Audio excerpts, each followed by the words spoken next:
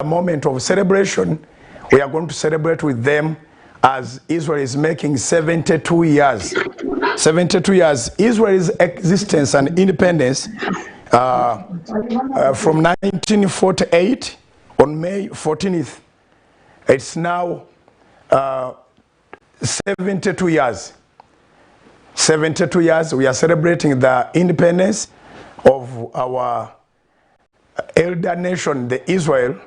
So allow me to welcome Mr. Rami from Kibbutz.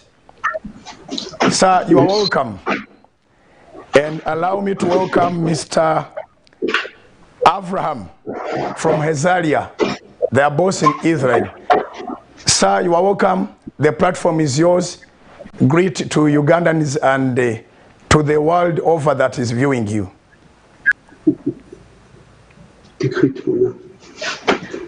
Thank you very much. And where is my colleagues? Where is my colleagues? Yeah, I can hear I'm you. here. Your colleague is on. We can hear each other. Oh.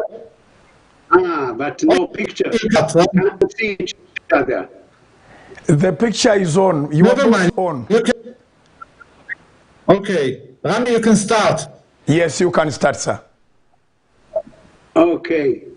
So here from Israel, from the kibbutz where I live, you know, on the coast between Haifa and Tel Aviv, not far from Caesarea. Probably any of you know the names of the city of the Mediterranean Sea place. I say shalom to all the people in Shalom, Uganda shalom. and the neighbors countries around on the east part of Africa. I say shalom, and I say it's an honor for me and Avner to be together in the next 2 hours, to spend time on the 4th of July, 2020, 44 years since Israeli force, I took part in the operation. We landed in Entebbe. We did the simple things to take back all the hostages who hold terrorists in the terminal over there. So we will share whatever you want about operation, about the mission, about the situation which was around in a week on the Sunday, 27th of June, when the terrorists hijacked the plane, the Air France flight. And from that on, Esther, if you would like me to share some thought about Israel, about a beautiful country here, which most of you pray. And I'm lucky that so many Christians I met around the world, they pray for this little piece in the Middle East, but it's a country of honey and milk. You are welcome. We are delighted to have you on this platform. And on behalf of Ugandans and the people that are with us on the Salt FM radio platforms and on Salt TV platforms, I would like to appreciate to choose to use this platform. And we pledge that this platform is always open for the nation of Israel and for the people of Israel. We are going to share a lot. Yes, we have a lot of questions to ask, but in good faith, so that we get to know about the history. And one of the questions that I will ask you, for the last 44 years, when you came to Uganda for the operation, have you ever come back to visit Uganda? But that one you answer later. Let us hear also from our brother, Avraham. Yes. Hello to all the people in Uganda, and I'm very happy to talk with you and share some stories. And a few years ago, I got a great honor to meet your President Museveni when he came to Israel, and he saw my exhibition about Operation Entebbe in Tel Aviv. and it was a very great moment of meeting. And in Israel, we have a great, we love the Uganda, and we have a great connection. And I'm sure we will help each other and in the future. I'm a former Mossad, the Israeli secret agency, and I retired a few years ago. And I will share with the audience some stories behind this operation and some spy stories. Very interesting.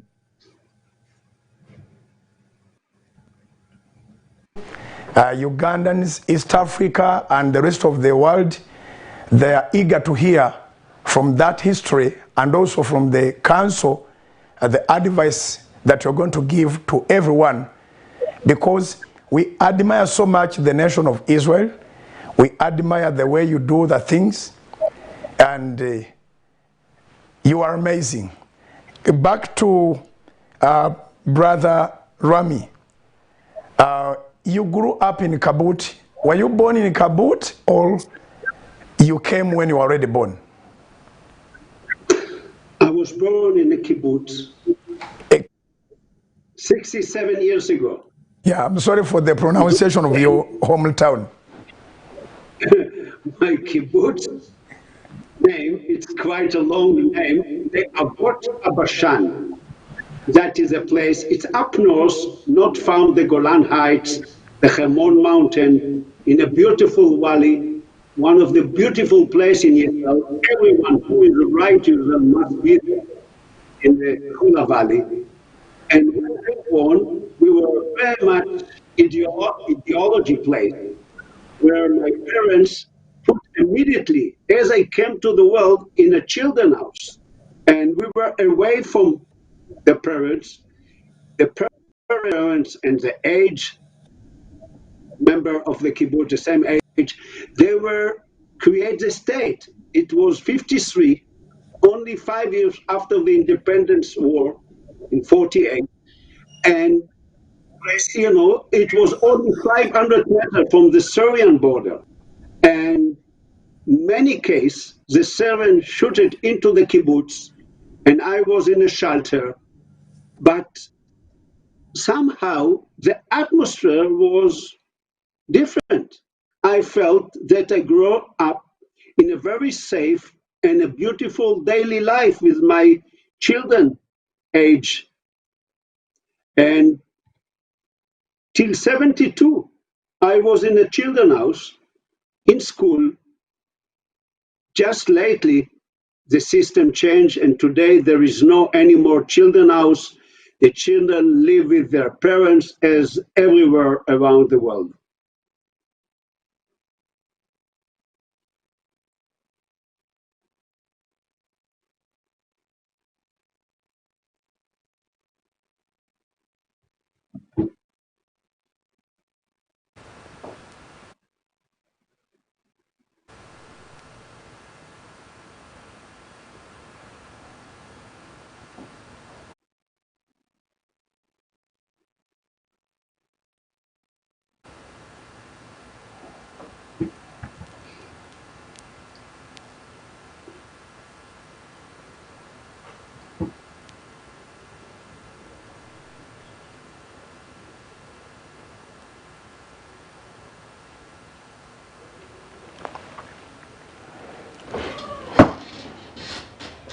Tetuna ABS.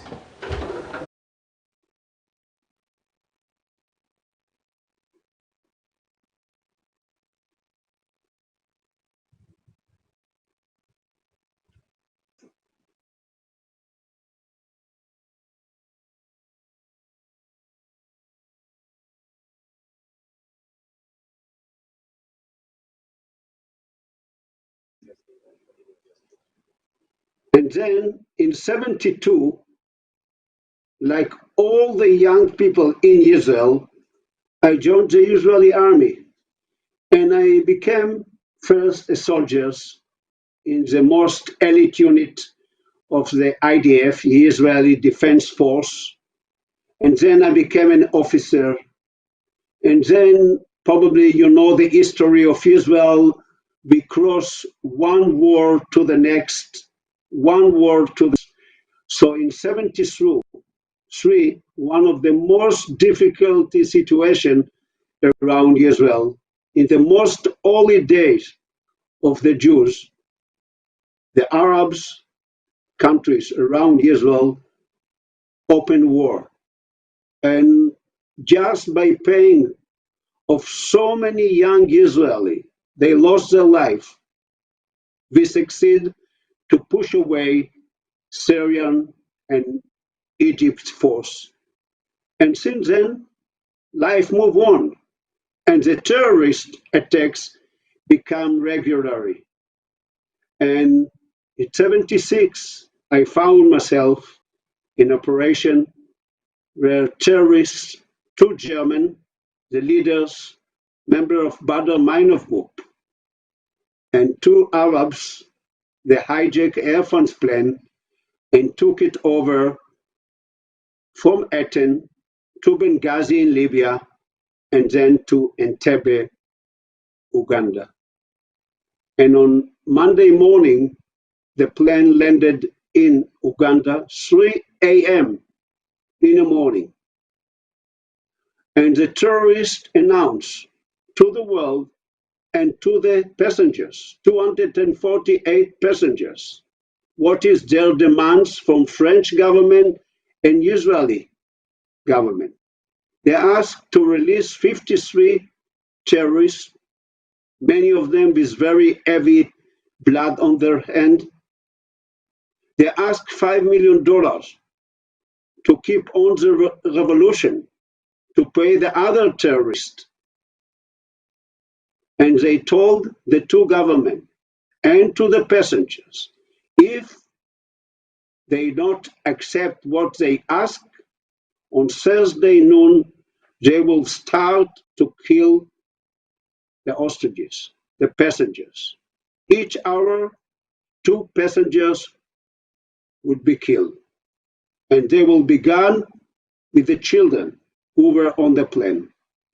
You can imagine the terrifying situation where the passengers felt themselves. They were 9 hours on a plane in Entebbe, very hot day, end of June, very close to Victoria Lake, a lot of mosquitoes. You know, on those days, it was a malaria mosquitoes as well. Very humid. Nobody gave them even water and something to eat.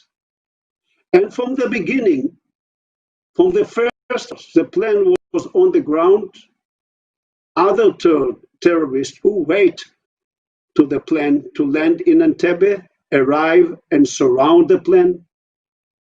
And immediately, Ugandan force mix up with the terrorist and surround the plane.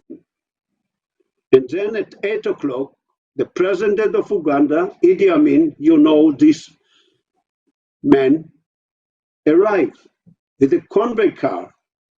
And for the next 4 hours, he was on the ground, around the plane, talk with the terrorists, talk with his officer from the Ugandan army. Nobody woke up to ask the passengers what they want. Nobody told them what would happen.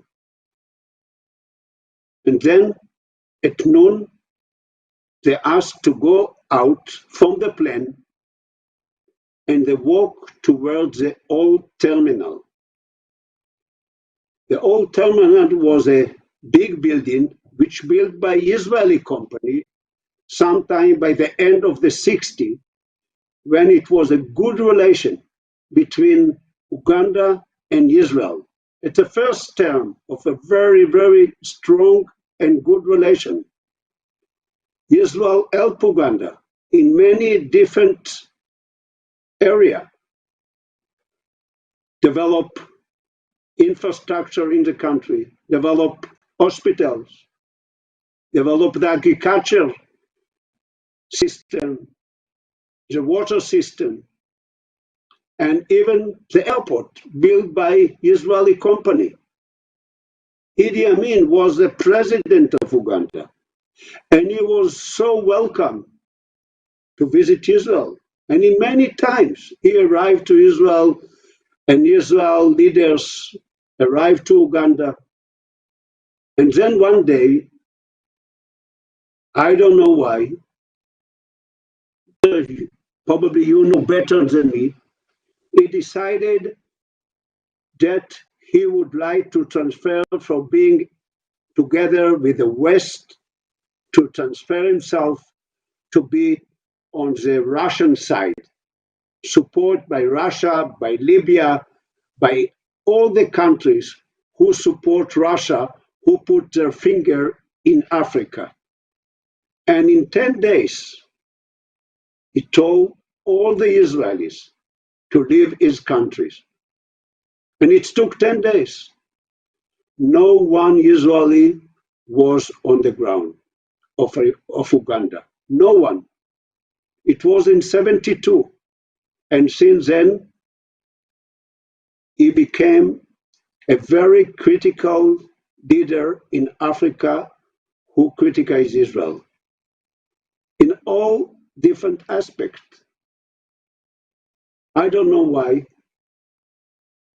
After years of developing a good relation and help many African countries and many aspects of Uganda area, we find ourselves away from being contact in Uganda. And it took another 4 years. In one hand, the Arab terrorists and other terrorists in the world killed innocent people, killed Israeli Jews, killed sportsmen in the Olympic, which represents the most peaceful ideology in the world. 10 Israeli sportsmen killed in 72 by Arab terrorists. Why?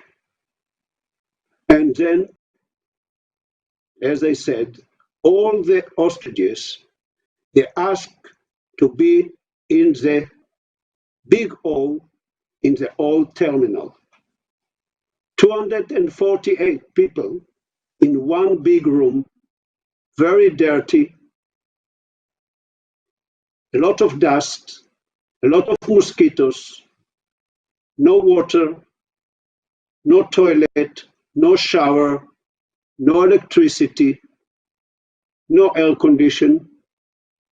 After an hour, a technician arrived and tried to fix everything. But because it was unused building, very often it collapsed. And then after another hour or so, a truck arrived and threw into the room mattress, blanket, chair, sofa. Not enough for everyone. And then 2 teenagers arrive and they supply the hostages a basic need. 3 meals a day, okay food, hot drink, fresh water. They clean the shower and the toilet. And then it's the first day, people try to organize themselves to understand what's next, what will happen next. And then they went to sleep. And the next day, Tuesday morning, 2 or 3 Ugandan soldiers arrive and they smash a hole in the wall. And then the hostages look through the wall. What do they see? Another small room on the other side. And then in the middle of the day, the 4 original terrorists arrived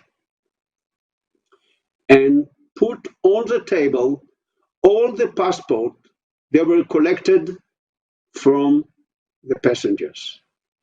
And immediately, without saying any words, they tried to read the name from the passport.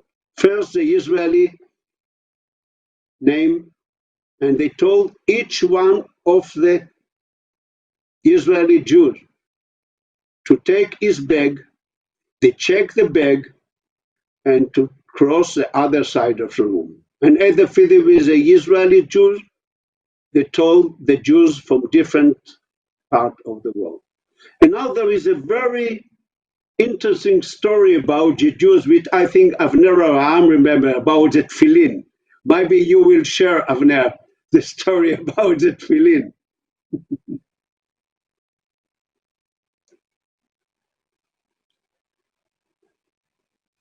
Made, and they called the Israelis, but they also, when they found that someone is a Jewish, because he got all the Jewish symbols, like the kippah that we have, it's like a small head. And they asked all the Jews also to go to the second room. And one of them, Akiva Laxer, an Orthodox Jew, and he got what we call it tefillin. It's a way to pray to God, and it's two pieces of small boxes with the wires. And the terrorist asked him, is it a communication system? And he said, yes, I communicate with my God every morning with this tefillin. And if we continue with this, the terrorists, after they finished the selection, they decided to send all the foreigners in 2 different flights to Paris. And in Paris, the Mossad, together with the local spy agency, the French agency, they questioned most of the hostages that came to Paris, and they gave them a lot of information from inside. And this operation that Rami and his special unit made, they need the small details. They need to know everything about the area, the rooms, how many terrorists, what kind of weapons they have, how they look like, what they wear, what they are doing in the morning, what they are doing in the afternoon. And the Mossad took all this information and sent it from Paris 24/7 to Israel. And it helped the special forces to build intelligence picture of the old terminal. And it was the first and important spy information and intelligence information that the Mossad gave to the IDF to start to plan this operation. Rami, can you share with us how the information that the Mossad brought you help you with this operation? Yes.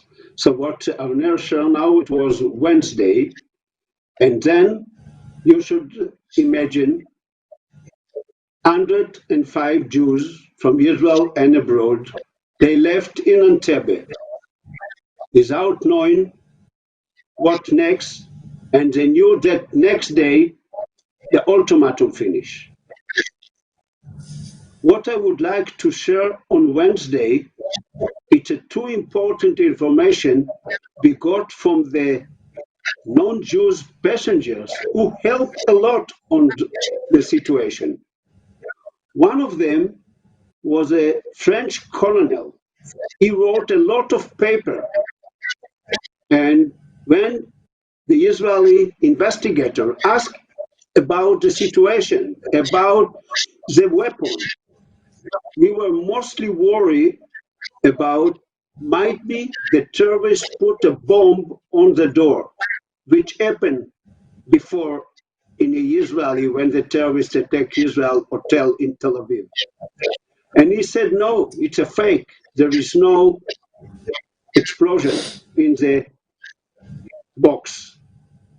The other lady, which they didn't know that she is Jews, called Lady Moreno, she painted a blueprint of the room. And the Mossad sent it from French to Israel, and that helps so much to understand the room, where is everything is organized in the room, where the Israeli settle, where the non-Jews, where the French crew set, and so on.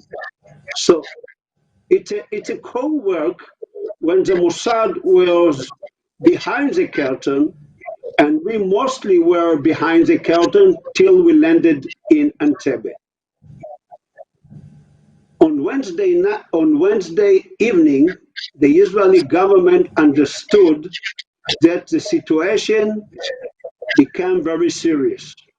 And from now on, nobody in the world would help Israel, would help the hostages. On those days, the policy of Israel was, we are not negotiate with the terrorists, but fight them.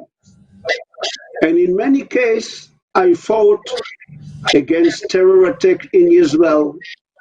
Sometimes I lost friends, sometimes hostages were killed, sometimes terrorists were killed.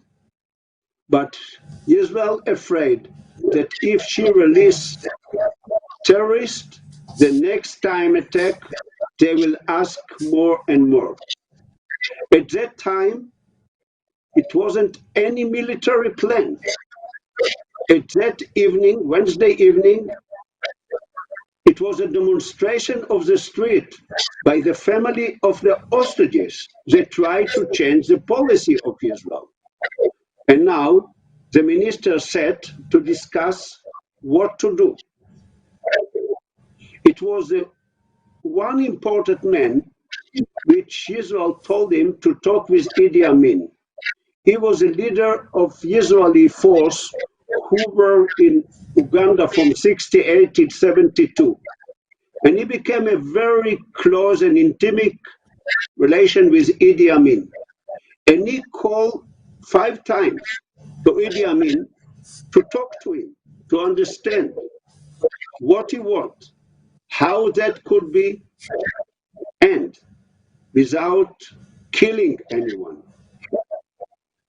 And it was again and again was difficult to understand what Idi Amin, the president of Uganda, would like to get. I think personally that he would like to end this situation by negotiation when Israel released terrorists and the hostages get their friends who were in a jail in Israel, French, and other country in Europe. But it wasn't sure. As I know, on those days, Idi Amin was very intense by criticized mostly by England, the way that he reacts to the color, to the Indian, who were a very big community in Uganda. So he tried to become as a meditator, but it wasn't sure what he wants. And Israeli government sat all the night, and on Thursday morning, they came with a decision that is one of the very Jewish words. Life is more important, and the life of the hostages is the most important. So Israel announced, the Prime Minister of Israel on those days, Yitzhak Rabin, announced, we accept what the terrorists ask, and we would like to open negotiation when and how to release and give them the money. And the terrorists were happy on that, and then delayed the ultimatum from Thursday noon till Sunday noon. the government told secretly to the army, if you will create a military plan, please bring it to the table and then we'll see what will be the situation the moment that we got in a plan. That was the situation on Thursday morning. In 42 hours, me, together with 240 other Israeli force, we were on a plan to Entebbe. So all the operation, such a complicated operation, developed in 42 hours. And I think that is one of the miracles of the operation. How we succeed, it's hard to explain. It's a miracle. How come that by the end of the 4th of July, most of the hostages arrive alive safely to Israel?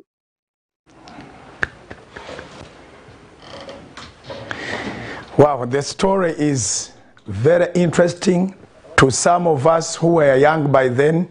In 1976, I was 4 years old. Oh, And, well, really? Yes, I was born in 1972.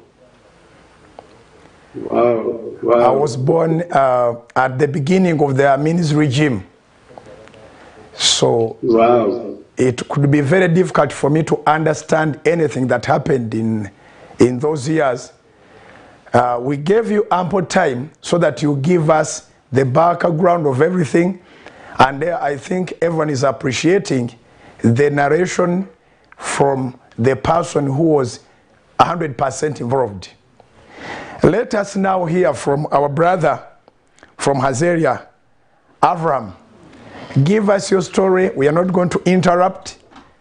And let us hear from you just the way we heard from Brother Rani. Okay, thank you very much. And thank you, Rami. So I will, you was 4 years old and I was 11 years old. Didn't take part in the operation, but I became expert in this because I was the first one that built a museum for the Mossad. So that's why I made different exhibitions, and one of them is about this great commando operation. I would like to start with Patricia Mertel. Patricia Mertel, she was a nurse that grew up in Manchester, and she came to Israel as a nurse. What we call she made Aliyah, she moved to Israel, and she worked in a hospital, and one day her boss told her, we have a special guest.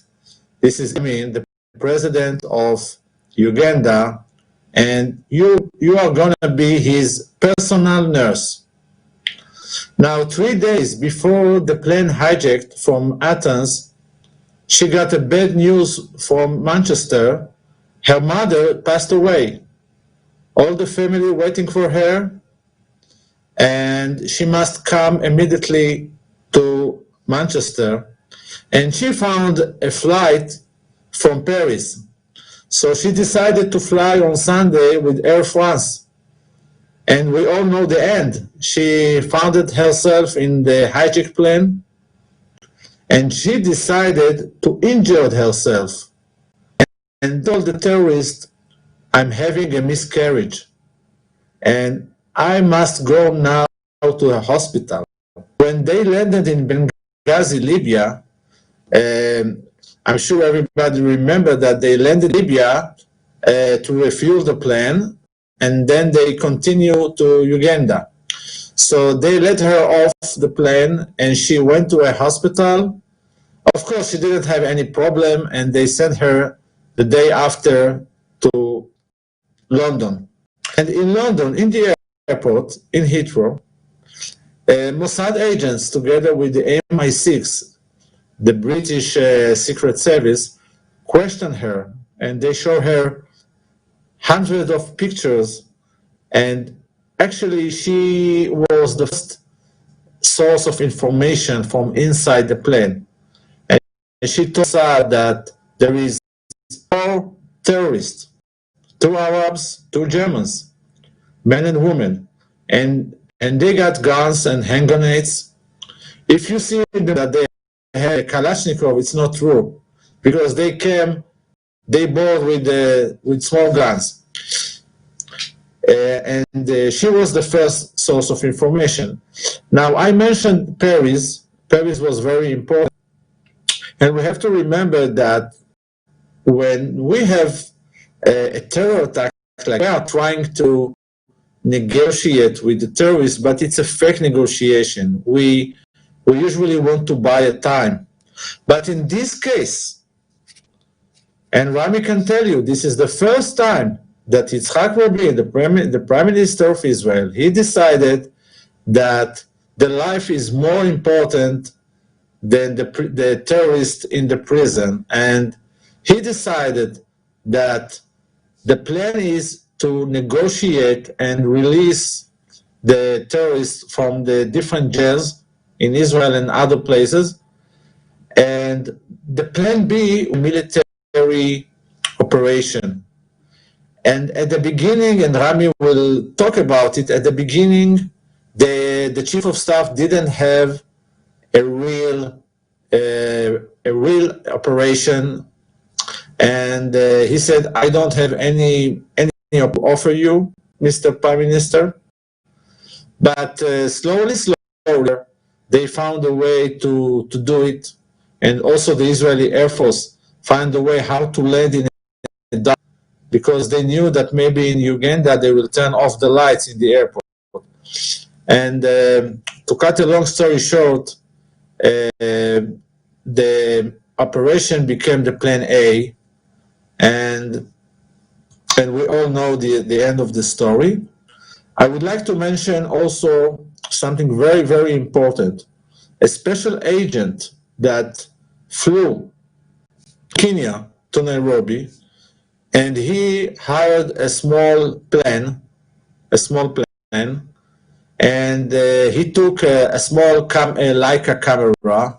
You remember the old camera with the negative, with the film? And he flew to Uganda, and he spoke with the tower in Uganda, and he told them, I have with my angel, and I need emergency landing. And in the meantime, he made almost 100 pictures, aerial pictures of all the area. And when he landed back in Nairobi, the Mossad sent this film, actually, not pictures, the negative. They sent the negatives with a special plan to Israel. They developed the picture, and the minister of Israel, when he saw the pictures, and he saw the airport in Entebbe, and he found out that there is no anti-missiles, there is a connection between the old and the new terminal. And he found out that we can send the planes and they can land.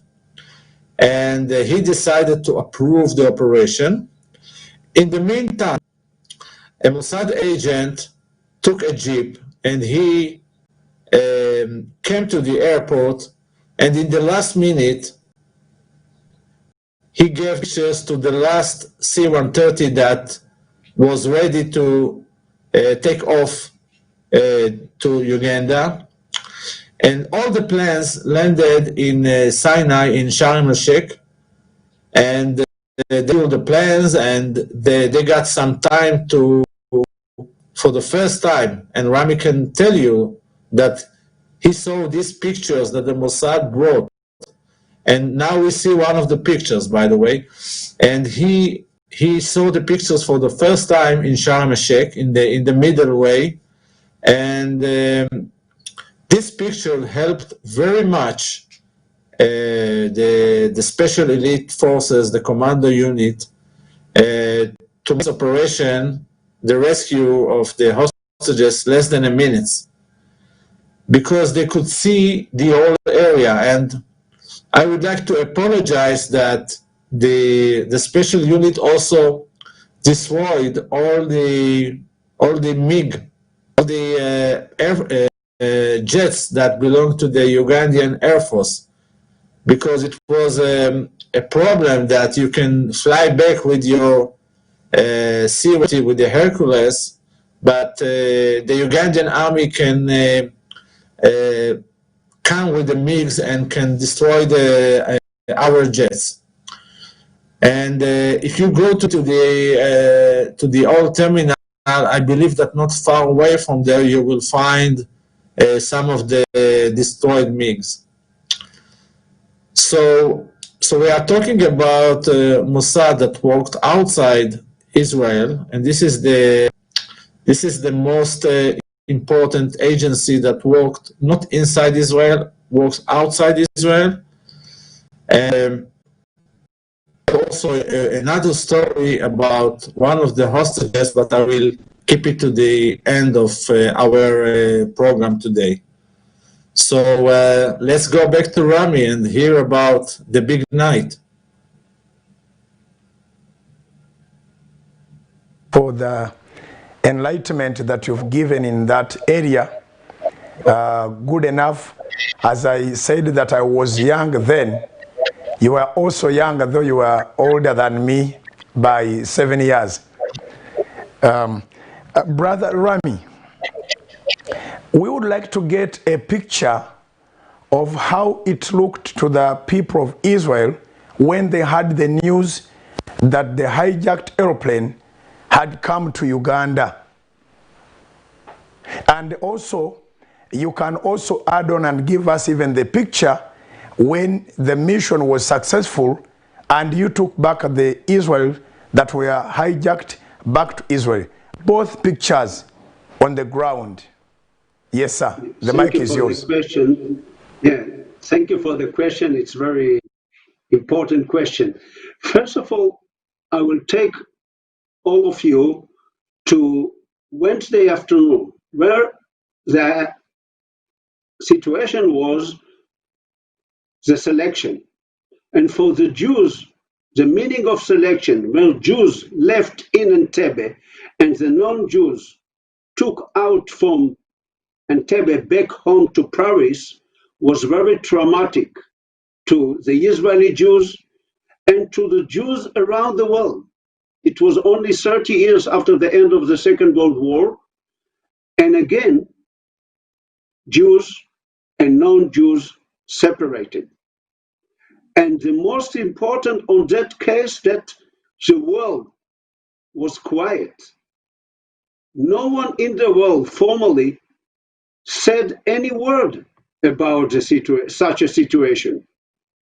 Nobody asked the UN Security Council, which in many cases they blame Israel. Nobody asked the Security Council meeting to discuss how come innocent people from different countries in the world left in Uganda, sovereign country, how that could happen.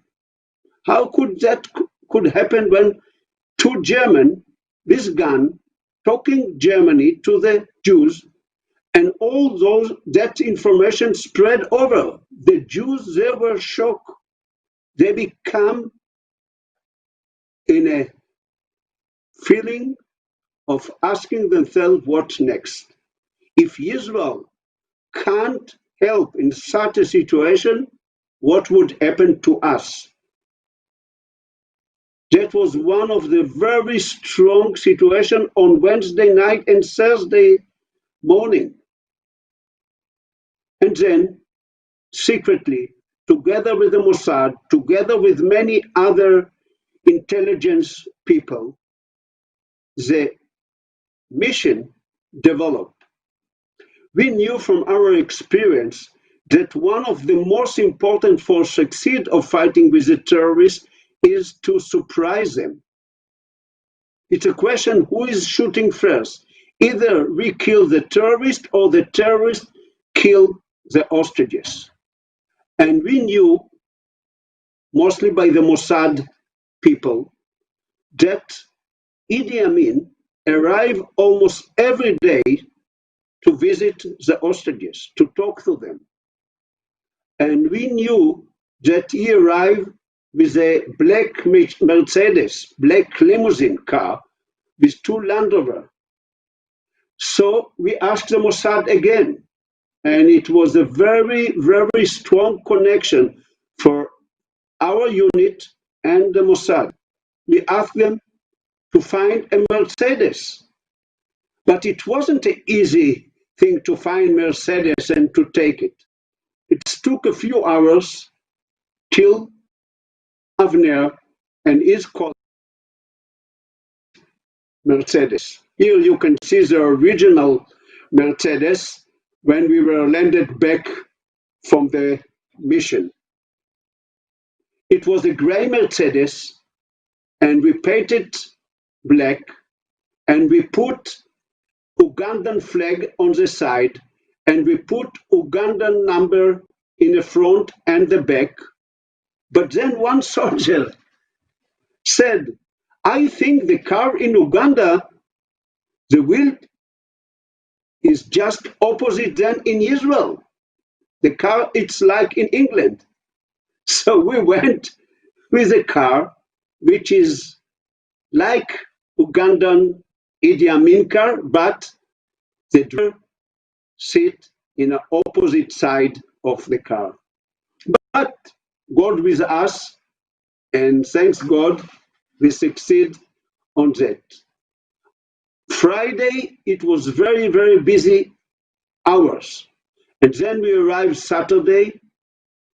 At the morning, we prepared the last preparation, but we thought probably no one in the government vote for sending us to such a risky operation, 4,000 kilometers from Israel. Hardly we government could, or the army could bring extra force in case something would happen. We should cross many enemy countries by flying 9 hours toward Entebbe.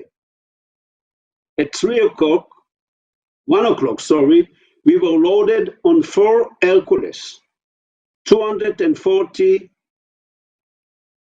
Israeli troops, air crew, doctors, and soldiers. On my Hercules, on the first Hercules, there is no seat like others Hercules. There is no toilet. We brought bottle as a toilet on our flight. We prepare sandwiches to ourselves. Very noisy flight. And then on 1:30, before the government decided to give us a green light that we can land in Entebbe, we took off from Tel Aviv towards Sharm el-Sheikh. And we flew only 30 meters above the ground. We are afraid that the radar on the high mountains around Israel probably detect us, and very easily they could do one-on-one, and it means probably the Israeli prepare something to go to Entebbe. We are afraid that the information link out and they can stop us for going to Entebbe by one telephone only. So we flew only 30 meters above the ground. Yoni Netanyahu, the commander of our force, told to one of his friends, just before he walked into the plane, I feel that I'm not back from the operation. And sometimes people feel something. People understand themselves. I can't explain that, but now we are talking with many people. Some of you probably understand that we feel the future as a real situation. As we arrived to Sharm el-Sheikh, the first thing what we did was to walk out and to refresh a bit, to drink something. And then we changed our uniform to Ugandan army uniform, and we walk into the plane, and the 4 Hercules, they refuel up till the end of the tank, and we took another leg of flight, 3-hour flight, from Sharm el-Sheikh to where Ethiopia. And now we flew only 30 meters above the sea level. Could you imagine if some of you have a pilot license? What is mean 30 meters above the sea level? It was a sandstorm around, 4 Hercules with a silent communication between themselves. In the sea was a Russian spy ship, so they flew in a zigzag to be away from the spy ship. 4 Hercules, before the government took a decision, then we arrived to the area somewhere around Ethiopia. They got a green message from the government. Yes, we took the risk. You can land in Entebbe. It was dark already. Around Africa somewhere was already a Boeing communication and intelligence plan. And as we arrived to the top of the mountain of Ethiopia, God wanted us to be sure that we are serious. Tropical storm started. And probably in Uganda, tropical storm is a regular thing. But we live in the Middle East. We know what is mean a sandstorm. But what is tropical storms? I didn't know what is that look like, how that feel like. The hills which hit the plane was like someone shooting all the time. And it was 3 hours. The 4 Hercules, without communication, they kept themselves together. And as we arrived above Lake Victoria, the sky opened, the storm finished, and we faced toward Entebbe. Remember, we were in a silent communication. Nobody knew that Israeli plane prepared to land soon in the airport. And then the 4 Hercules opened a gap of 7 minutes of each other. And then the red light in the first Hercules started to blink, and it was a sign for us to prepare ourselves to land. Yoni Netanyahu, as the commander of the force who prepared to fight in the old terminal, went to each one of the soldiers, shake his hand, said some word of support. That was the last word I remember from Yoni. I worked with him 1 year in very intimate relation. And that is a word which I took all my life, more than 44 years, of course, because we knew each other in 73 war and in a year before he was killed. And then at 11.1, only 1 minute's delay of what the Air Force prepared, the first Hercules touched the ground in Entebbe. The airport was full of light. The Ugandan in the new control tower, they were surprised. The only thing what happened on the ground that the control tower people asked the fire security car who were around, who is this car? Nobody knew. Who is this plane? Of course, no cars. Sorry for that. Only when the third Hercules landed, it was about 20 minutes after the first one, we were already in the middle, almost at the end of the fight in the control tower, in a old terminal. The light was off.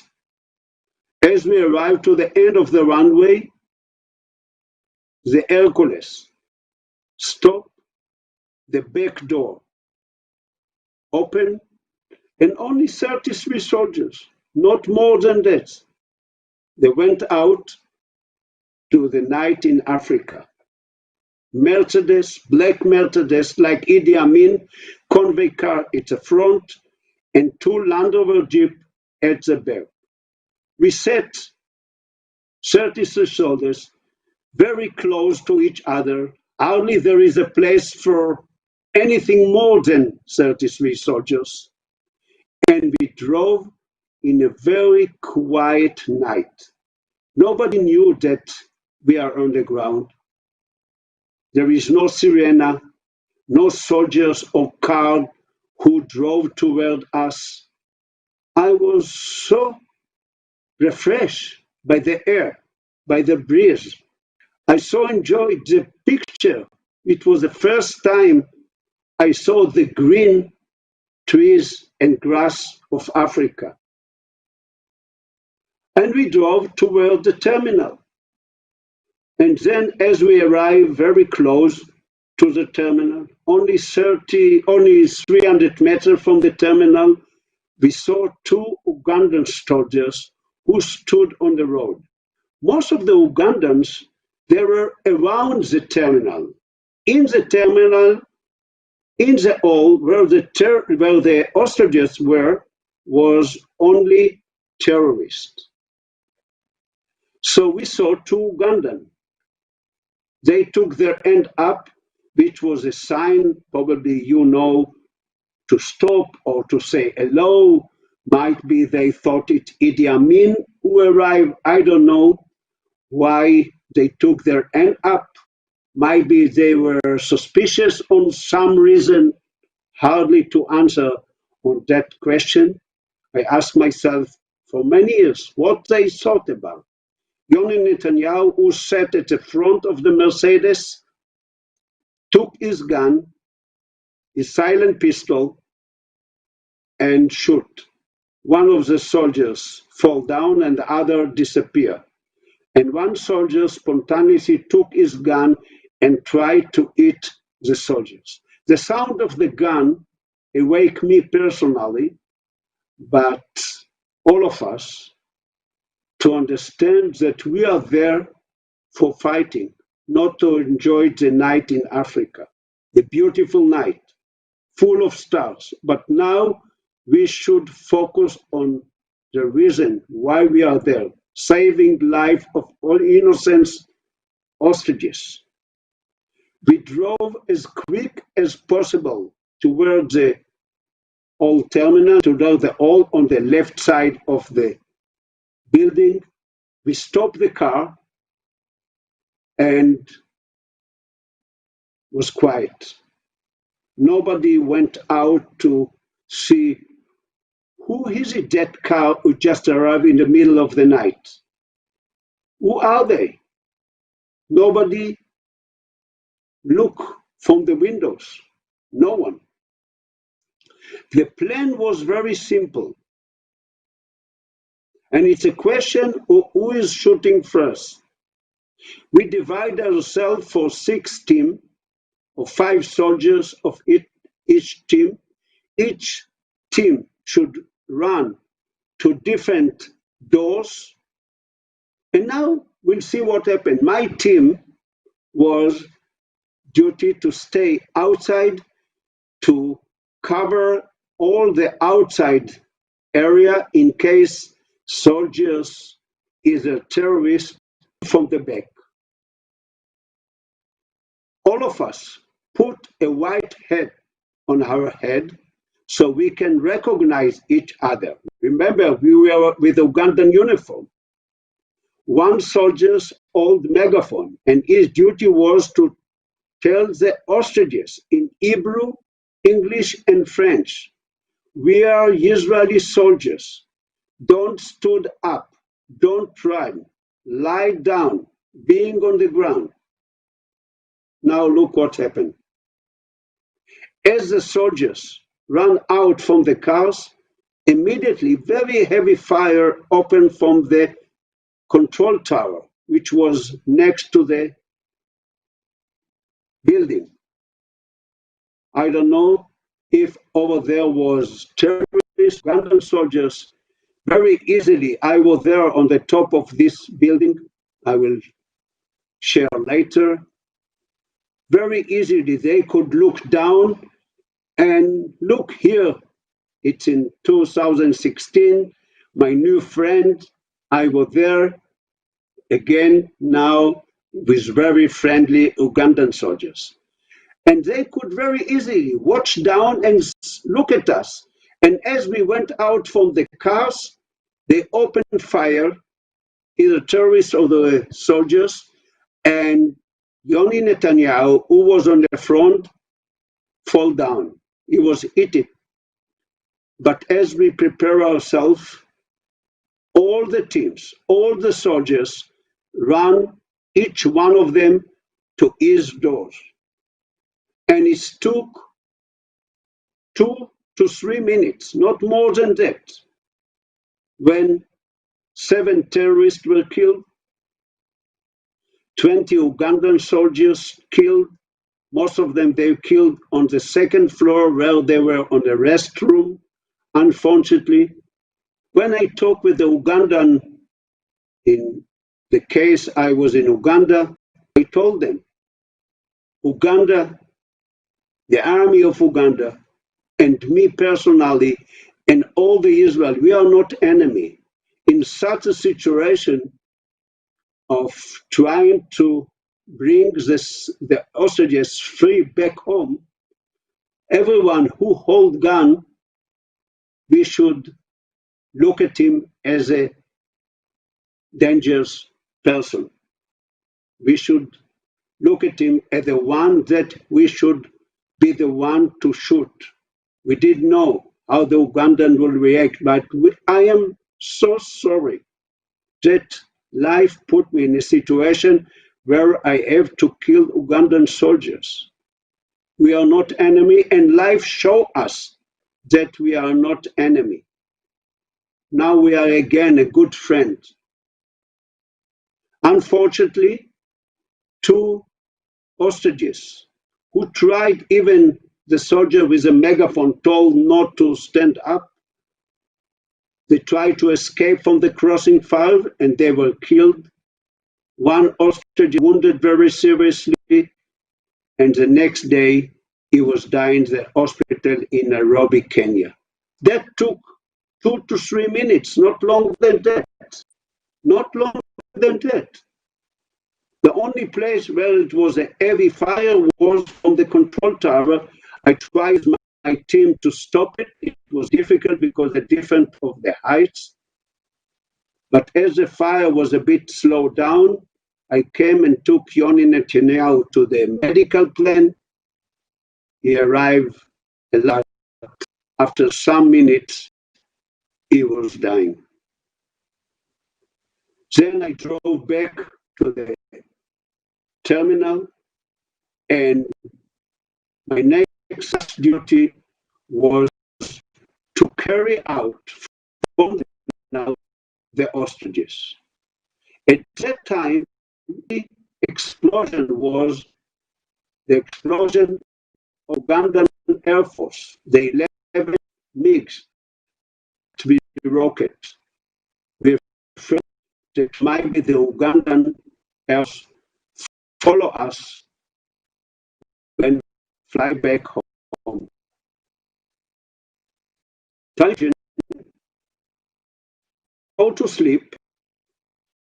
Just knew that there is a negotiated terrorist environment. And then in the middle of the night, into the room, but they were with Ugandan uniform.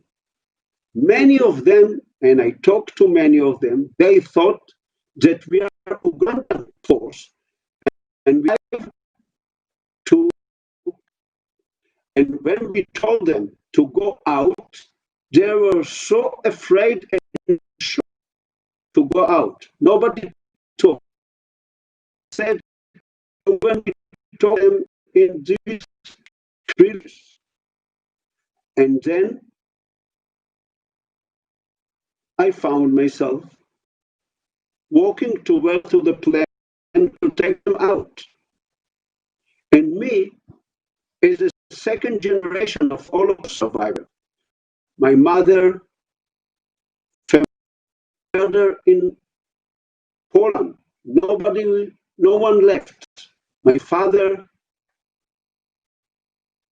family, almost all the family murdered in Poland in a death camp.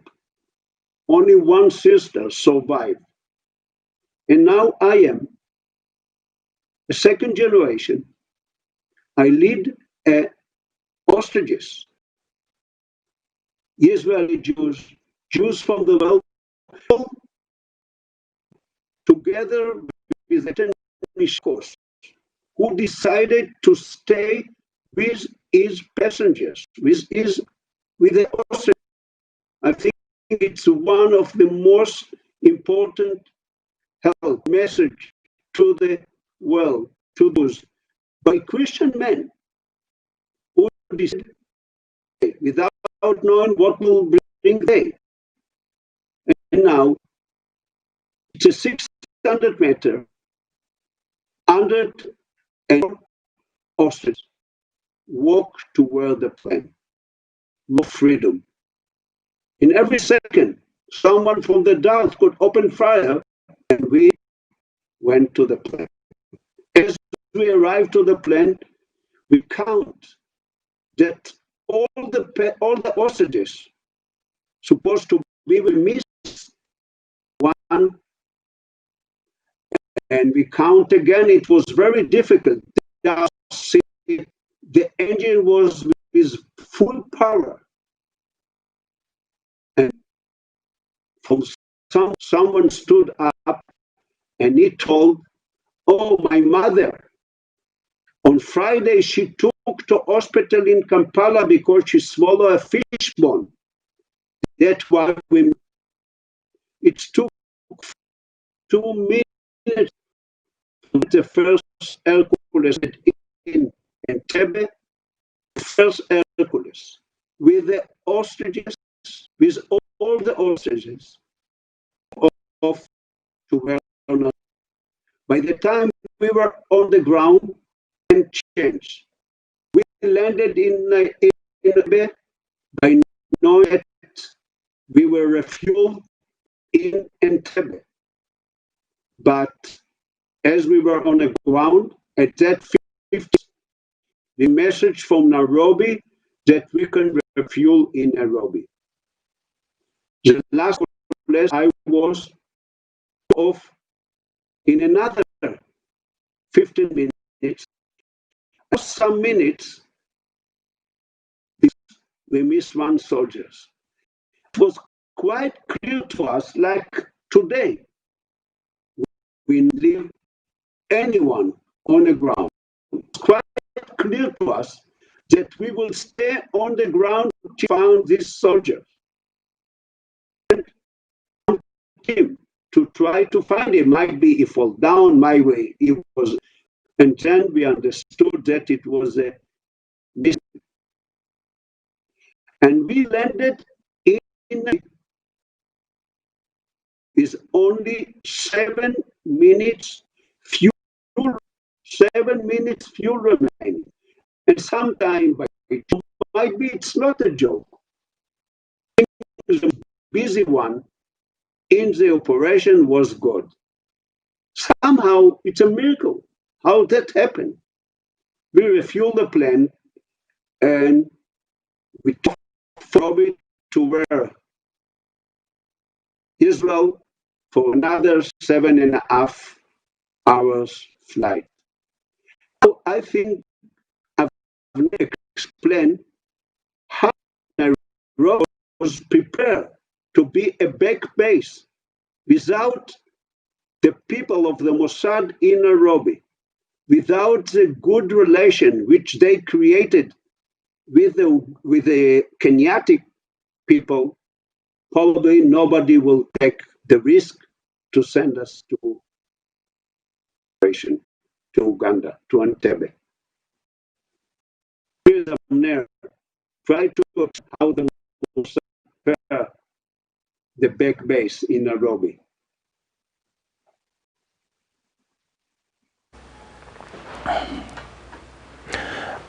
Okay. Yeah. We thank God that everything that you are saying, you attribute the victory to God. That is very, very important. Now, if I may ask, would you mind telling us what was your other plan if the 240 servicemen had failed to rescue the hostages? What would be next? Is it true that the mission nearly failed? Did you have some difficulties that the force felt like giving up? If the 240 had failed, what was the next move? Yeah, please. After Yes, Amner, thank you. I will. Yeah.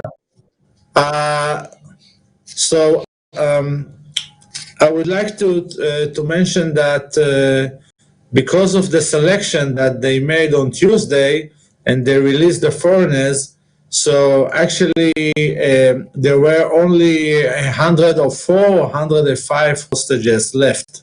Okay, and I would like also to mention that Rami just told you now that they got in the last mission permission to land in Kenya.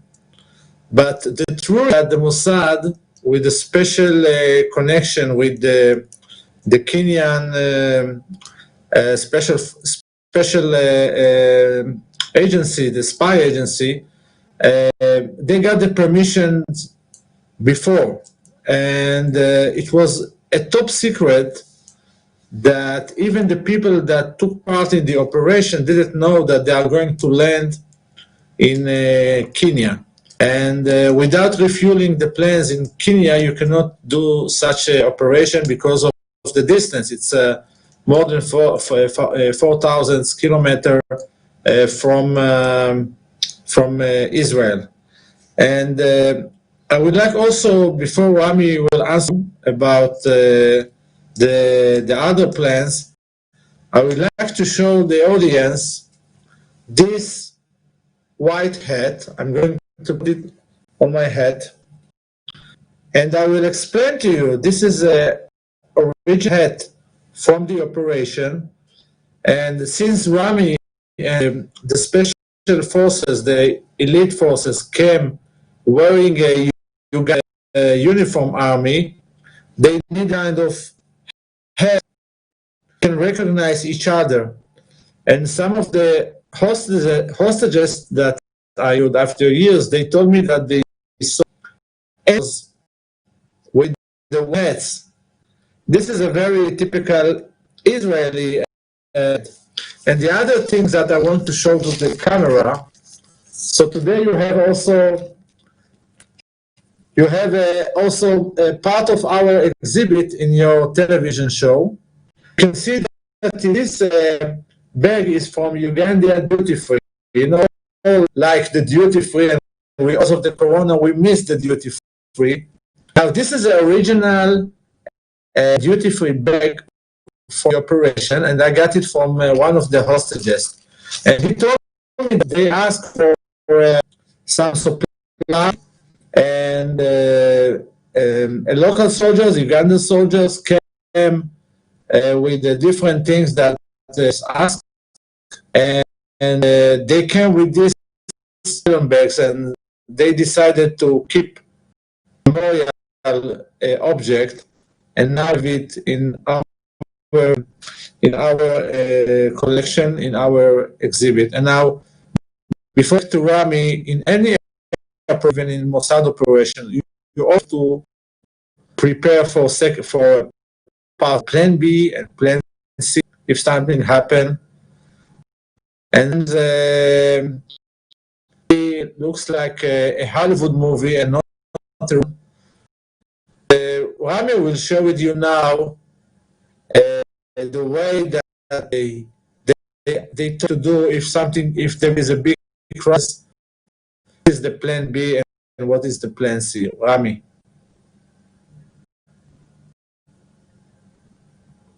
So now, I try to think what would happen if we fail. It's a very, very important, and there is a few levels to answer on that. First, the government. I think that there is no time to calculate all the results that could happen if we fail. We occupied in Israel, it's the Israeli atmosphere, it's the Israeli ambition to succeed. And we radiate to the high officer, the government that can do it. And mostly the Air Force, the pilot, and the commander of Israeli Air Force, they radiate the feeling that we can do it. But at the same time, we should remember, it wasn't really a plan B. They got 10,000 American dollar in Clive airport. So might be the good idea to drive to Entebbe town to find fishermen and to pay him to take us from Uganda side of the Lake Victoria to the other side of Kenya. Sure, that's not plan B in such an operation. The other case that we prepare ourselves in our unit in Israel, we went to the travel agents and we found a road map. Post date, it wasn't very, very much prepared in a good road, but we knew that it's supposed to be 700 kilometers from Entebbe to Kenya border. Every 10K, there is a checkpoint. And we prepare ourselves to drive road, very dirty road, very busy road, all Uganda in 66. It wasn't really highway. So what I can say today, again, we are lucky that God without in our side. We are lucky that we were succeed, and we shouldn't give an answer to such a question when we were on the ground. The doctors told to themselves, if it be many casualties, a serious casualty, they will stay on the ground, and hopefully in and other Ugandans, they will save us. But that was only thought. It wasn't a preparation for succeed. We were lucky that we had a chance to answer on such a question. What would happen if? And 4th of July, 1966, the plan is all the hostages left in airport, in Tel Aviv airport, and the airport was crowded with many of Israeli Jews. When we were on a flight back to Israel, the BBC World Service announced sometime around between 3 and 4 a.m. was news, and they were the first one who announced to the world that the Israeli force succeeded to release the hostages. And everywhere in a time zone, when the Jews around the world got such a message, such news, they started to dance, to go to the street, from the most depression situation to most happiness, happy end. Southern of Israel wait to the plane. Here you can see Captain Michel Bakos. He was young. He asked by Israeli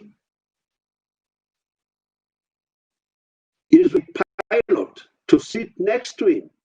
And I will stay with my pictures on the floor of the very, very special person. And all the flight, he was on the ground. And now, when all the passengers went out, he took the Air France uniform and went out like a man which represents he did it by being together with the Austrians. Together with Avner and me, him in his house in Nice. And we remember him that sometime value than any interest. Some we do something for others out to be the result, personal result. And he left a message by saying responsibility, humanity, solidarity is important in life. And I can say as a generation is of helping to the Jews.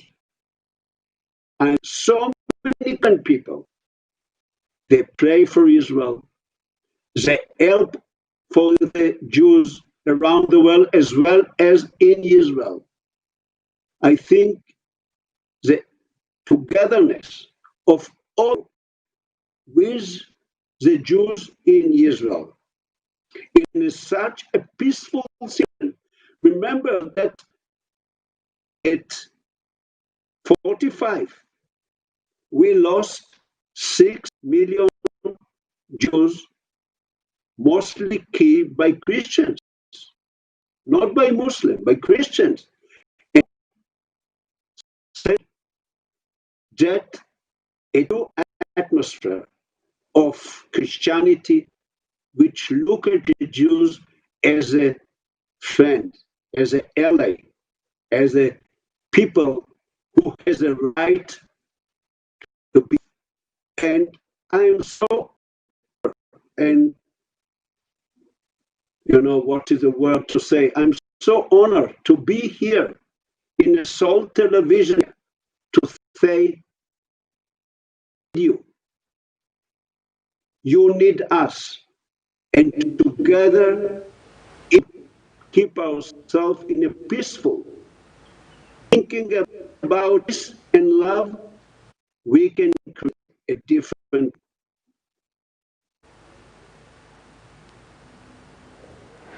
Oh, I'm losing the audio. You hear me? Yes, Do you still get me? Yeah. Things have changed. I believe that every Christian worldwide is looking at Israel as a holy land. And we are looking at the Jews as firstborn of God, as the word Israel is. Israel today is a descendant of Jacob. So I think there was something wrong then. It was bad politics, but I can assure you the Christians all over the world, they love the Jews. They don't worship the Jews, but they love the Jews. We commit our time to pray for the land of Israel. And the Christians all over, they are traveling to come to your land for tourism, but again for the heritage of our faith. Actually, it is impossible to be a true Christian when you hate the Jews. Even the Master, Jesus Christ, is a Jewish. Actually, as for me, I say I'm a servant of a Jewish carpenter. His name is Jesus Christ. I would like also to ask, from the place where you are, from the place where you were born, how far is it from there to the place of the birth of Jesus? To Nazareth. Yes. First, I would like to give to share with us is about the message of the operation, what we can understand. Avner, if you can share with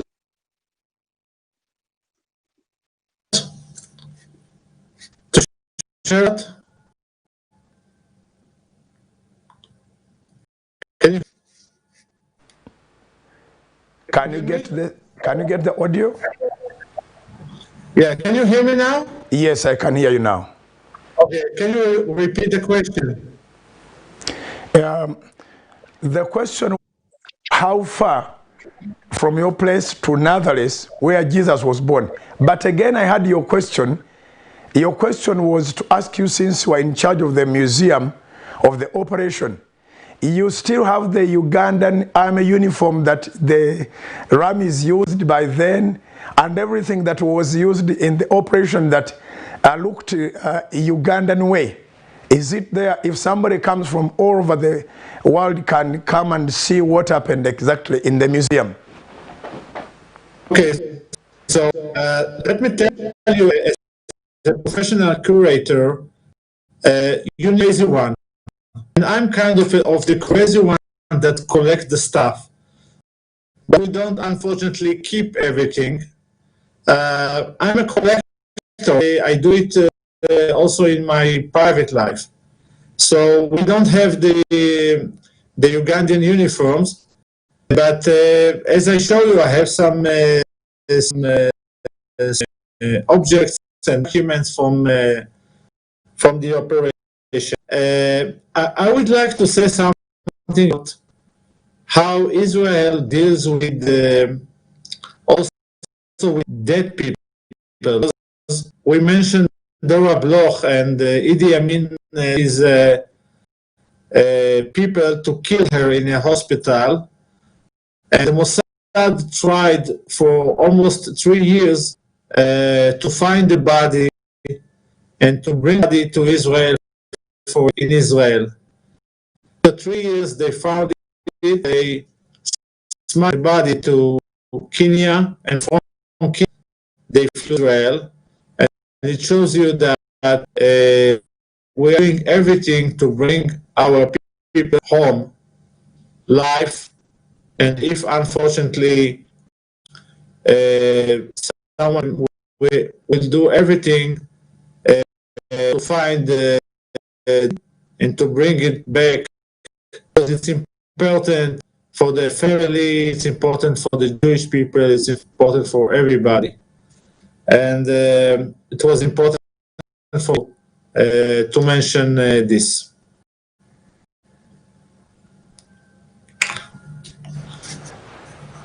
Can you take it from here?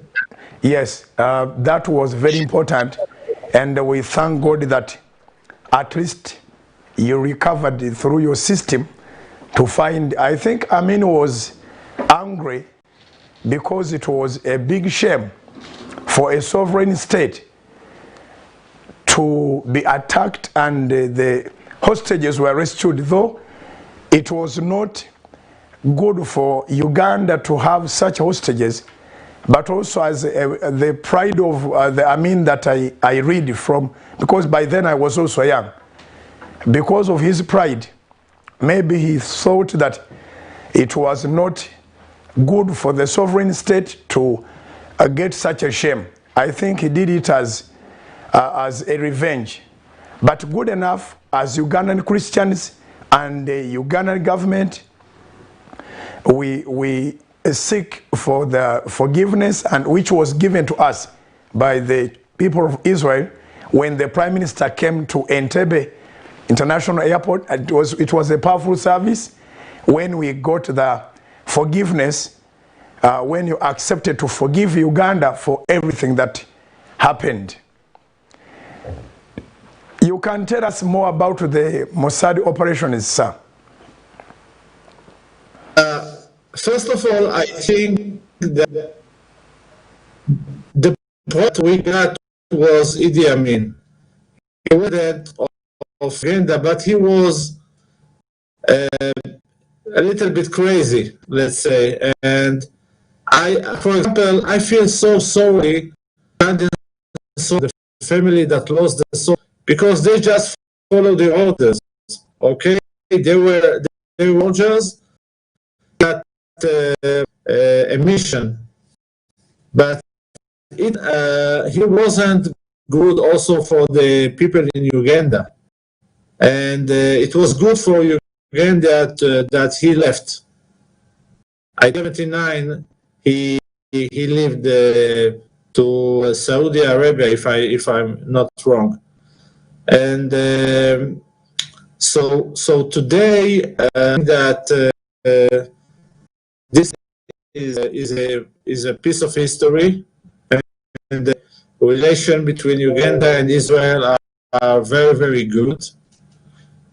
And I followed Uganda, and we said the medal and show the medal in the back, the special medal that we made for this operation, and there is a lot of small details in this medal, and we are planning, Rami and me, to give to your this medal, this special medal, and also to visit the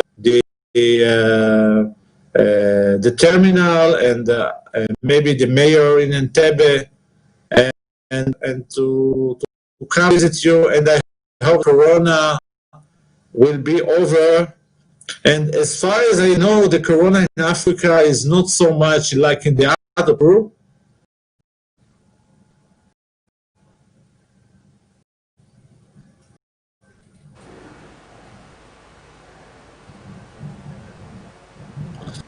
Yes. We thank you so much for the contribution, Brother Avraham. Have I mentioned right your name? Avram. It's easy Yes. to mention because of Avraham then. Now, my brother, Yes, that's it. yeah, my brother Rami, the nation of Israel is 14 years older than Uganda because your independence was 1948, May 14th. And for Uganda, it was 1962, October 9th. The gap between is only 14 years. We have a fertile land. As you have visited Uganda now at leisure, you have seen how our land looks. And compared it to how the land of Israel, the fertility of the land and everything, how do you advise Uganda? How do you advise Africa? Since now the relation is between Africa and Israel, Uganda and Israel. You can see our production, our everything. What is it that we are not doing right for Uganda to be a food basket for the world, whereas we have a fertile land? Oh, such a good question, just to jump for another subject to say. So I would say something from my experience. Now I'm living in a kibbutz called Magan, and it's a very successful kibbutz. Economy, many children, many members, but still a very successful economy place. Even we are in the old system of common life in the kibbutz. Each member got the same budget, equal budget. And one of the difficulty on such a life, when we are a rich place in many different aspects of life, we create a lazy people. Here in Israel, kibbutz, the situation where there is no motivation, it's not very also human being. Here you can see a picture from kibbutz where about 100 people, they took stones just to create a piece of land for creating a field. Today, hardly people in Israel working in the field, very little percentage. And I think the most important for the people in the world, as well as in Uganda, to understand, as the Jews understood it very well on their experience, unfortunately, you should think on the future. We never what God will create for the next day.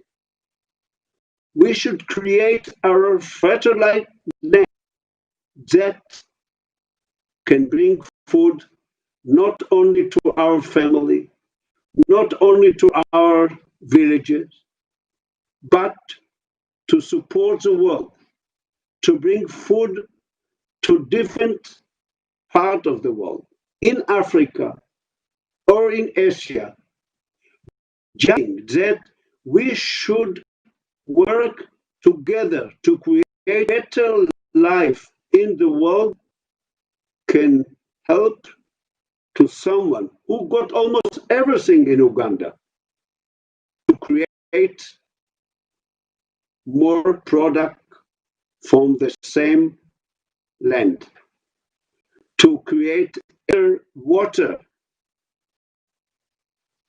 create better fish in Lake Victoria or other rivers where Uganda got in a very lucky place where they settle. I understand that we are not alone, and it's a Jewish message and it's a Christian message as I would. We are not alone. We should work to create a better life in the world. And I think one of the most important what Israeli Jews can bring to Uganda today is to understand the new life of the Jews in Eretz Israel, the creation of the state of Israel. We were lucky by very bad experience of not having an opportunity to buy a land in Europe or in other countries. But we create our head as a Jew. And I'm a good doctor or physician, or to know what I take.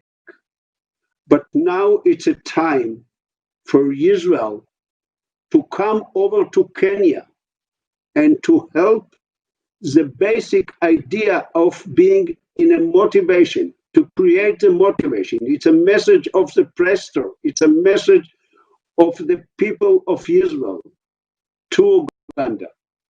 Let's together. Let's create a better life in the world.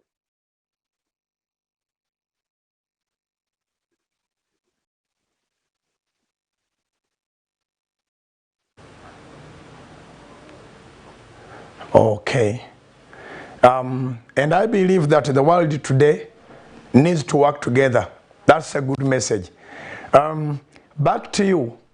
From the Operation Jonathan that succeeded, and glory be to God, do you have any other operation that you would like to share to us as another experience? Okay, so if you want Mossad operation, I will answer. And if Rami want to talk about his operations, he will answer. So, Rami, you would like to talk about other operation? To hear from you the Mossad operations, if it's okay for you. Okay, so as Rami told you, he's the second generation of Holocaust survivors. And we are all remember Adolf Eichmann. Eichmann was a Nazi that after the war escaped to Argentina. And the Mossad found him and smuggled him to Israel 60 years ago. And we all remember the Eichmann trial in Jerusalem. It was the first time that Israel made a trial in Jerusalem against a Nazi. It was a televised, very, very important.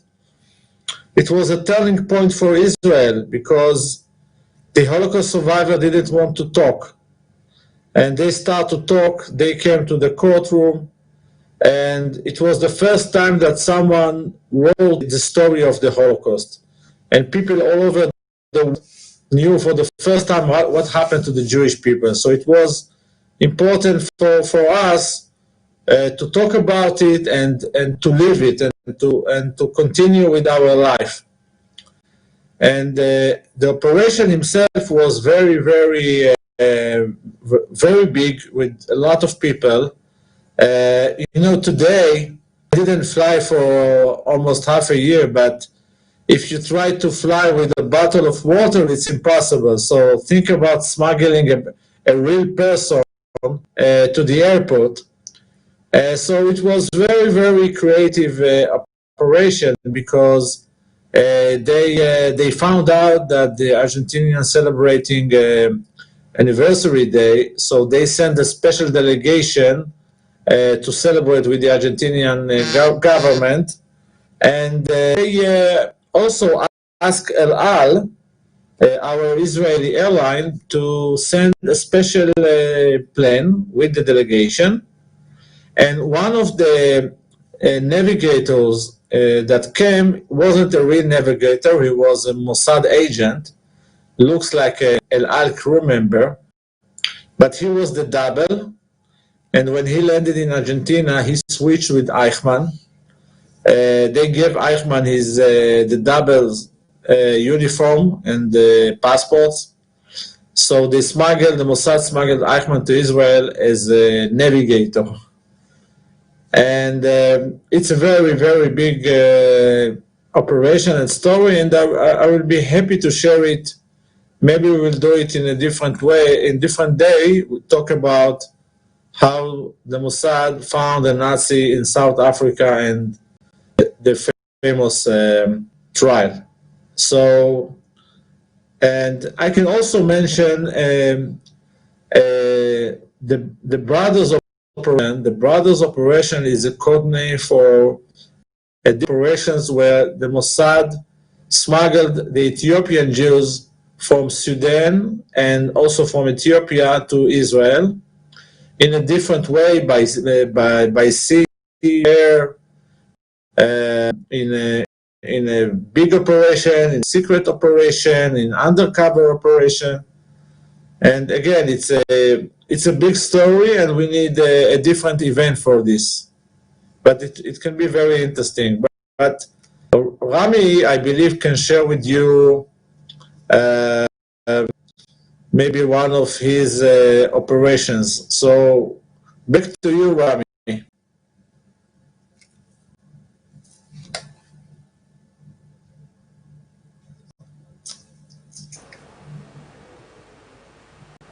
Hello, Rami.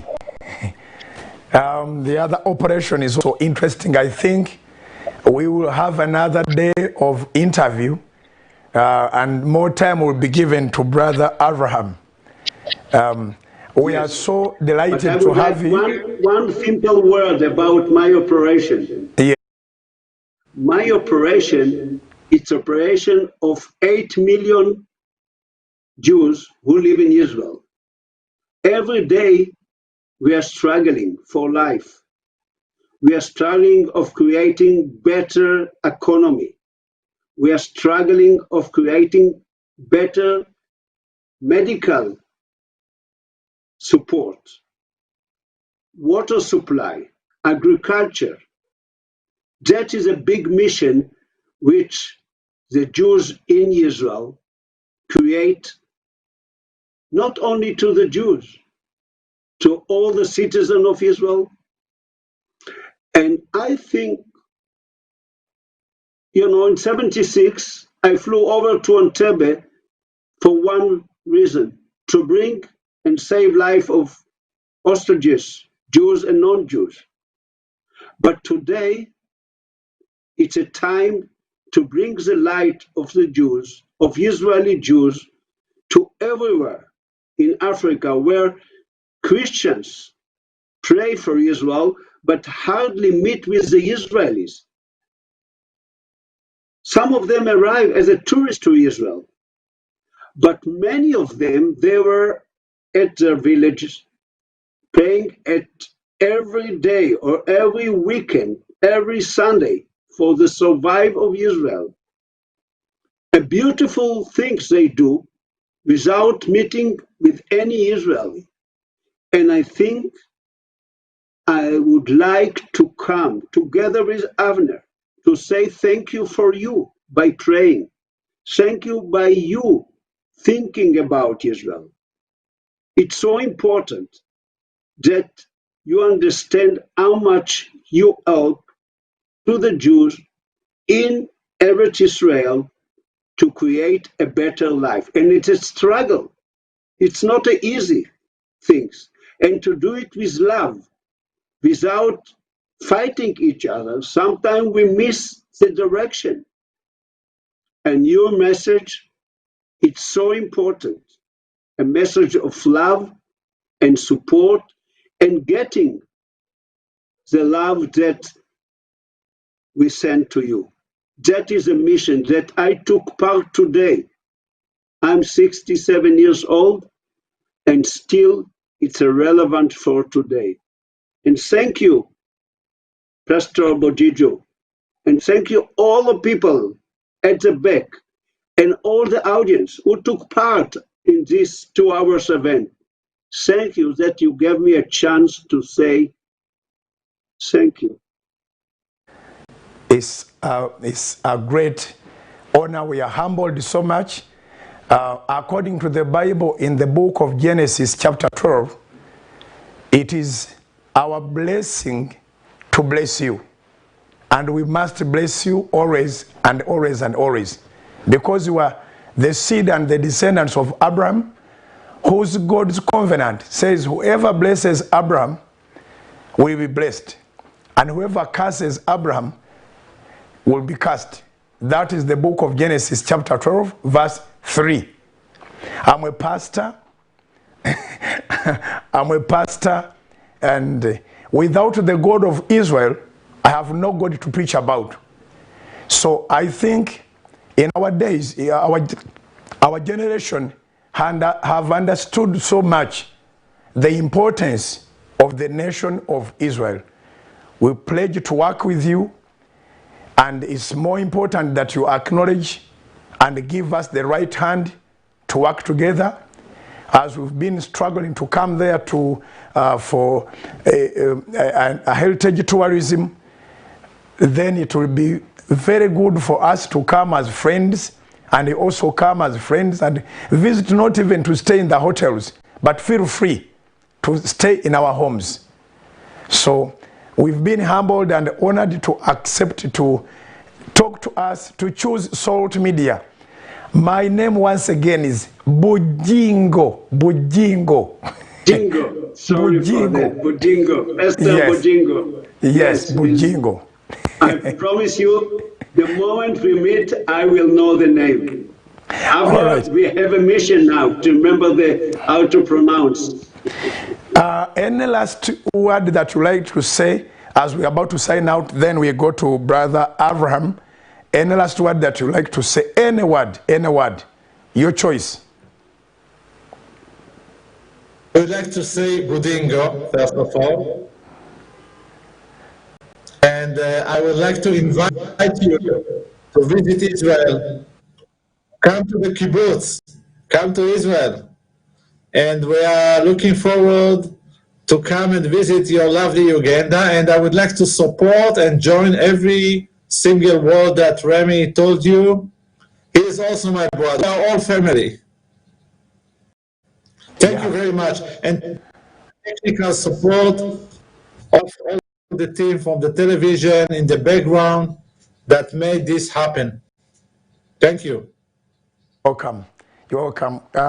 Surprisingly, I love Israel with all my heart, but I've never traveled to Israel.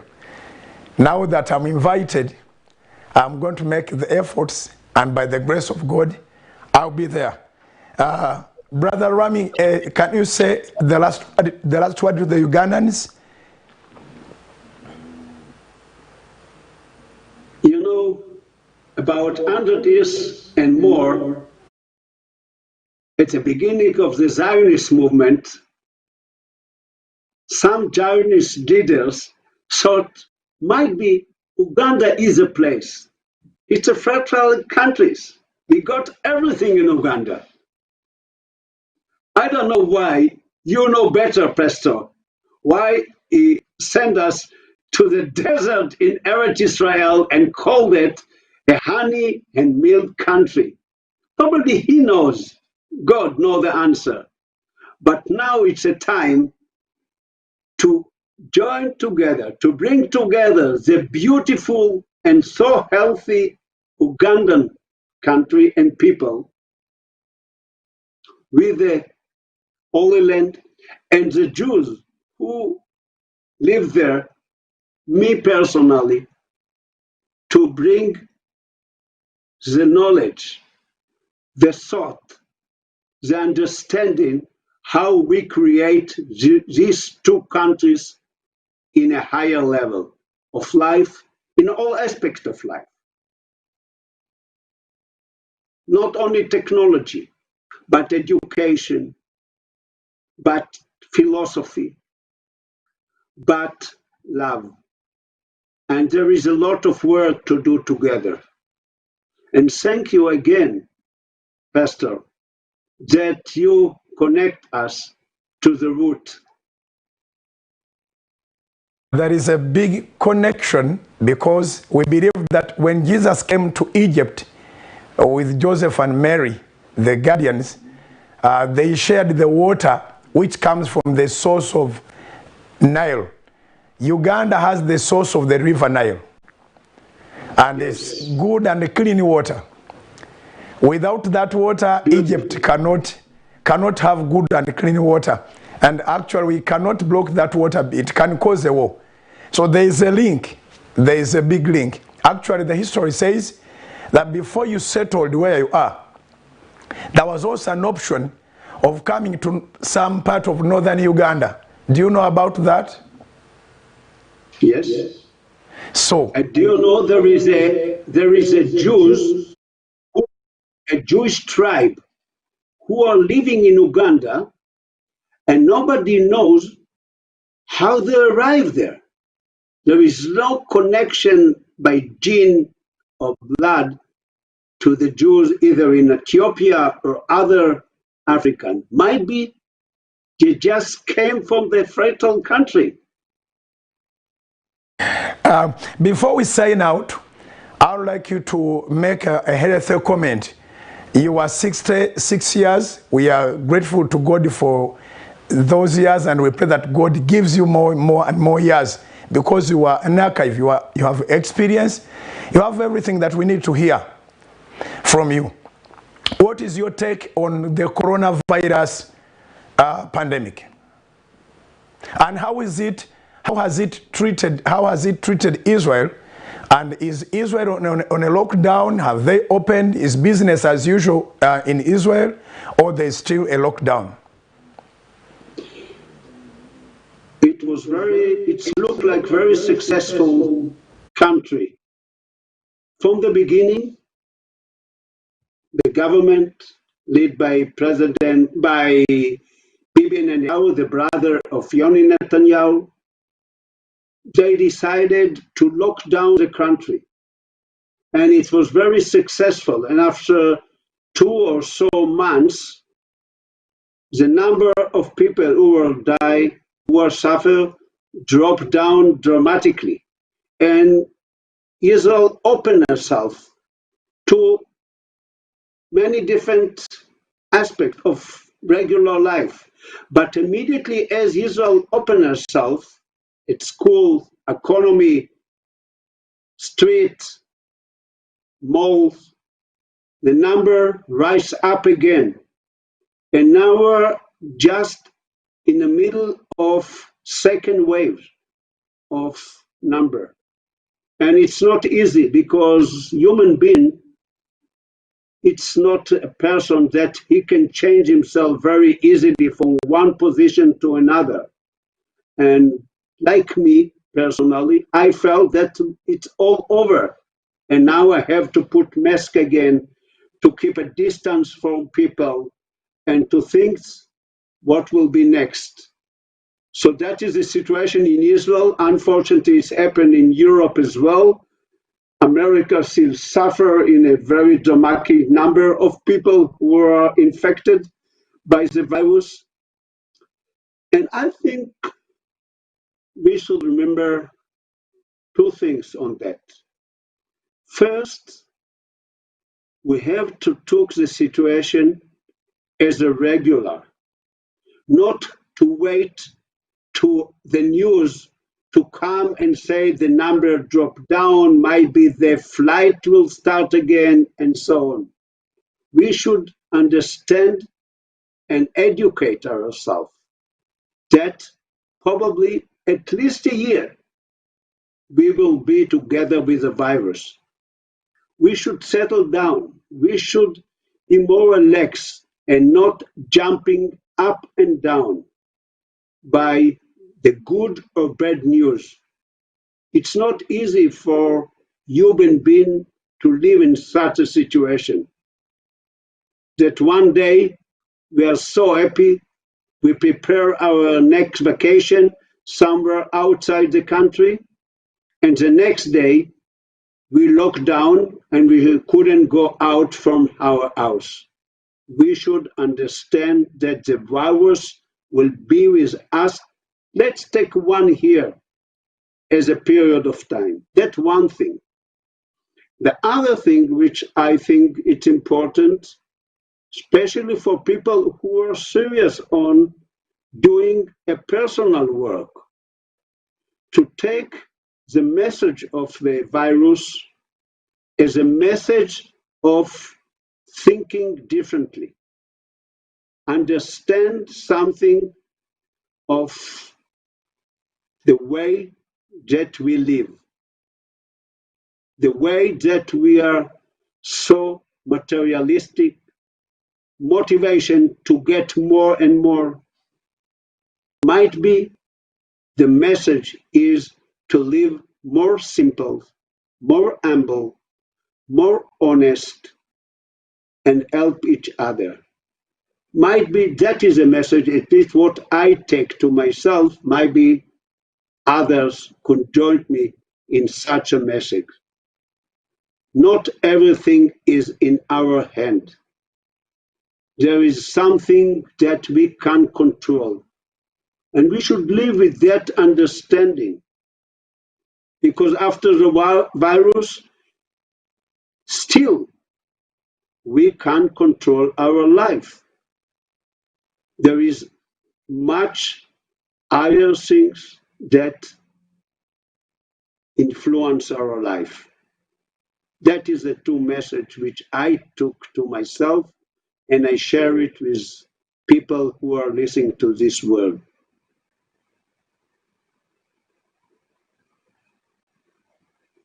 Thank you so much. I'm sending greetings from Ugandans for Israel, who are led by Evangelist Drake Kanabo.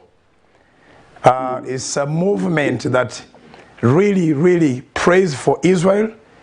It's a movement that is motivating Ugandans for Israel, led by Evangelist Drake Kanabo. Before we sign out, we want to thank God for Israel's existence and for protecting Israel. And we pray for more protection wherever any Jew resides, wherever he is worldwide. And more so, to protect the city of Jerusalem, the capital city. Congratulations for the 72 years.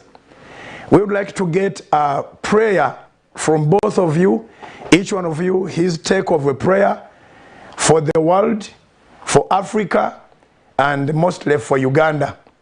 With that prayer, we will be signing out until next time, as the will of God will be. I'm humbled to interview the Jews for the second time. My first time was an interview with the ambassador of our area, His Excellency Noah, who sits in Nairobi. But now the second time, we've had an interview with people that are in the land of Israel.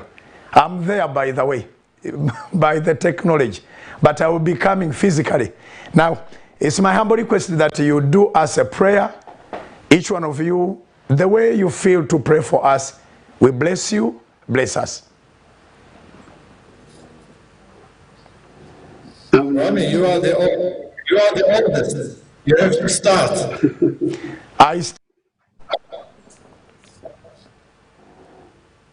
Heavenly Father, in the mighty name of Jesus, we want to thank you for the nation of Israel.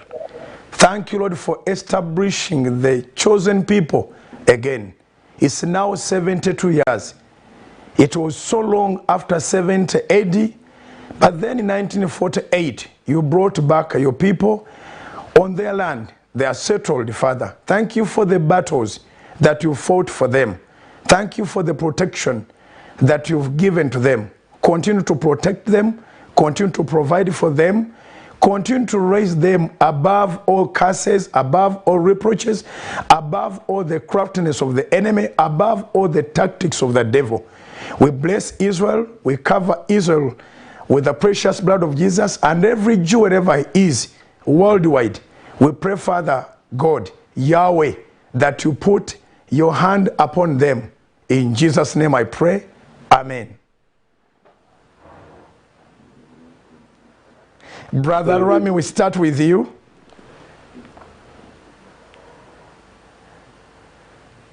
I have one word, shalom. Shalom. In Hebrew, we say shalom. There is many meanings for the word shalom.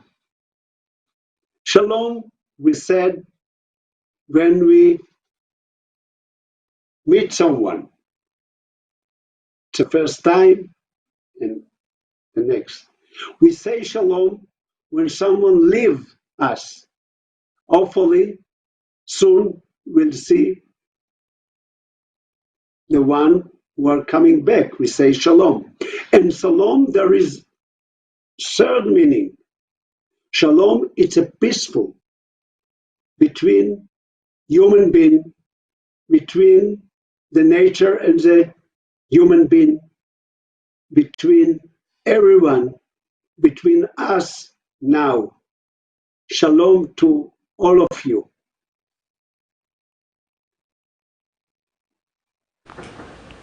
Yes, brother Avram. I would like to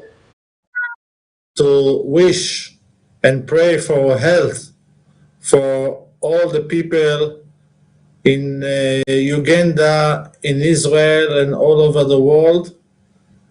And I wish them also happiness. And to be happy, you don't need to be rich. To be happy is the bottom line of everything. So I wish all the Christians around the world, all the Jews around the world, and especially this evening, I would like to send a big love from Israel to the people in Uganda. And we are brothers. We love you. The time it's been 2 hours and 12 minutes. It's historical. We pray that God protects you until next time. Maybe next time you will not be on the technology thing. You'll be right here with me in the studios. We give God all the glory that is going to protect you and protect us also. God bless Israel. God bless Israel.